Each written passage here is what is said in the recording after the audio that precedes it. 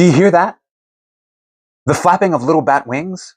The clatter of mischievous bones. Mariah Carey's All I Want for Christmas playing softly in the distance, impatiently waiting. Its turn, that's right. It's the spooky season, and I'm not simply referring to the fact that 250 years of oppression have caught up to us, and not even the greatest propaganda machine in the world can shake us of this feeling in our bones, or that pretty much all revolutionary movements have been systematically dismantled and folded into controlled opposition to the status quo, which only ever allows their return as an aesthetic, and in that way we're haunted by our own past, but also unable to imagine a tangible future, forcing ourselves to persist in the perpetual now, or even that this particular method of cultivating cultural hegemony seems to have fallen by the wayside as the autocrats and oligarchs battling to control our very lives adopt a more direct approach, one we haven't seen in, I don't know, what's a random number, 92 years? I'm sweating over here.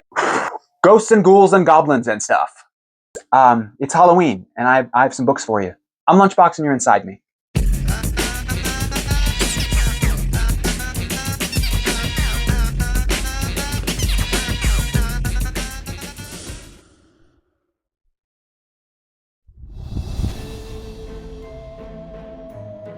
W. Maxwell Prince, Martin Morazzo, and Chris O'Halloran have been crushing it lately on Superman the Kryptonite Spectrum, but The Ice Cream Man is probably their greatest work as a creative team. Some of the most disturbing things I've ever read are in this series, which is now in its 7th year. A series of seemingly mundane yet tragic events weaves a narrative of mystery regarding the origin and the purpose of the titular Ice Cream Man, while also offering the reader a mirror and something to look for or look away from in the reflection. It is anthological, so you don't have to start from the top. You can just jump in, though there are lots of great through lines and payoffs for long-term readers. My favorite issue, which is in the 2nd volume, called Telethon, where the Ice Cream Man himself hosts a telethon to save the life of the character Jerry, and he spends most of the time talking directly to the audience, directly to the reader, asking you to turn the page, asking you to make calls, asking you to make donations in order to save the life of this character who has previously appeared but is now on the chopping block. And all the people manning the phones are also characters who have appeared previously in the series. It's very weird, very, very weird. Really good, though.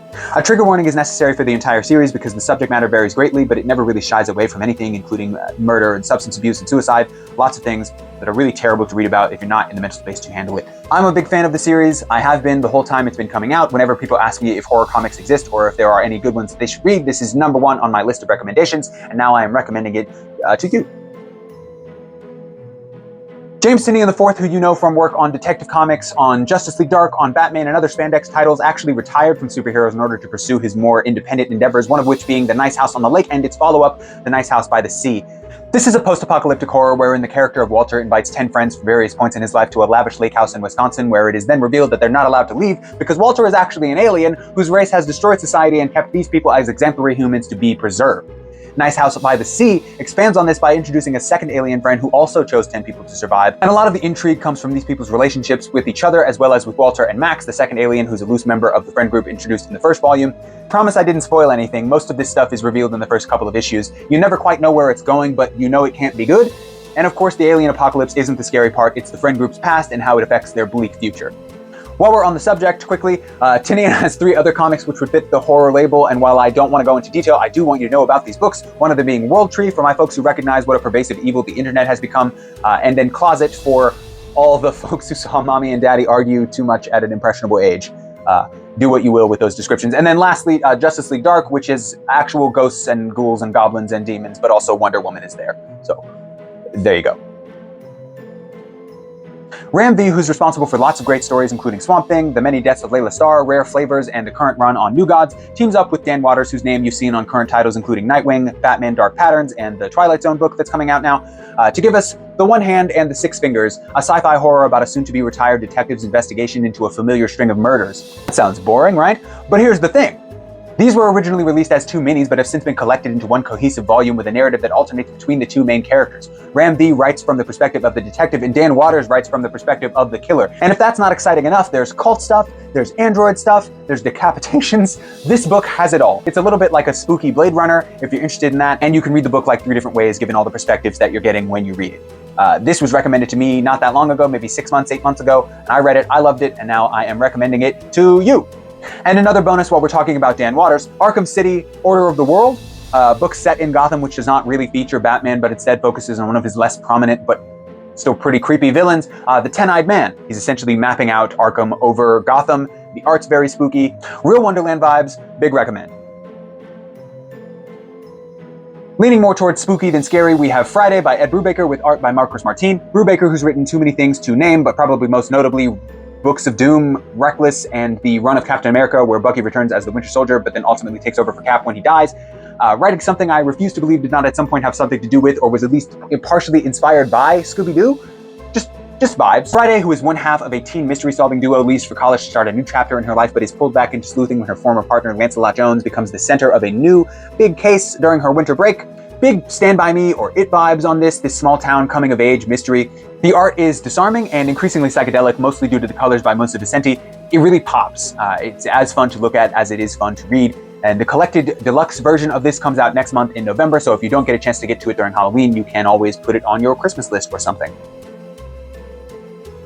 And those are my main recommendations for today, but I wouldn't really be me if I didn't have a couple of quick ones to fire off at you, so we'll start simple with The Empty Man by Cullen Bunn with art by Vanessa R. Del Rey, which is like, what if the truth of God was so incomprehensible that it could only manifest as a plague of random and disturbingly violent events? There's also a movie, which isn't bad. Hairball by Matt Kind with art by Tyler and Hillary Jenkins, which is like, what if your cat was evil but also stuck up for you during your parents' divorce? I enjoyed it, and the collected version, the book is fuzzy, like a cat would be. So that's fun. Dracula Motherfucker by Alex de Campi. Yes, that's the title, I'm not kidding. Which is like, what if Dracula had sex appeal, but in an LA pulp 70s way? It also leans towards spooky and away from the scary parts, because we mostly find vampires sexy now and not scary. The Silver Coin, which is a horror anthology book that had a short run a couple of years ago. And the premise is like, what if this satanic coin delivered your greatest wish, but at a terrible price? This had a pretty stacked cast of writers. Matt Walsh, Chip Zdarsky, Ed Brizin, Kelly Thompson, Jeff Lemire, they were all there, all writing really stellar issues revolving around this coin. Highly recommend. And lastly, Witches, which is by Scott Snyder, who you know from Batman and a bunch of other things, and Jacques, who you've seen on Batman and a bunch of other things, which is like, what if everything you know about witches was 10 times worse, and also they look like this? Just to recap, let's go through them all really quickly one more time. The Ice Cream Man, never look at ice cream trucks the same way ever again. The Nice House on the Lake, never spend time with your friends the same way again. The One Hand and the Six Fingers, never watch Blade Runner the same way again. Friday. It's not that scary. Pretty spooky though.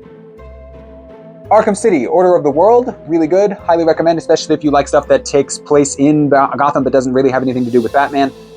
The Empty Man, great, wonderful. Probably one of the first horror comics I ever read. Also, again, there's a movie. It's not bad. Dracula Motherfucker. Hairball. Again, the collected version, the book is fuzzy. I know you can't see because it's a texture, but it's fuzzy. All right, and then you open it up, it's got the regular cover. World Tree. Great if you're into stories about hacking and corporate espionage, but are also terrified of what the internet can do to us or has been doing to us for the last 2 decades. Witches. Again, why do they look like this? What if they looked like this? Terrifying. And Silver Coin. Great stuff. There are 2 books that I mentioned that I don't physically have on me. That's because I'm moving, which is why also there's not a thing here like there used to be. That book would be The Closet, and then the Justice League Dark Omnibus, which I do have. I also have it in single issue. That is here, but the rest of my stuff is at the other house. Those are my spooky book recommendations for the Halloween season. I chose very carefully, and then I included a bunch of extra stuff anyway, because it's hard for me to not talk about things that I want you to read or that I have read, because I love reading so much. I'll have a couple of new recommendations next year, or I won't. A year's a long time. Maybe I'll be dead. Nobody really knows for sure. I'm Lunchbox. Thanks for hanging out. If you'd like to follow me on Instagram, that's really the only social media app I'm on. Otherwise, have a great day. Have a great Halloween season. I love you. Goodbye.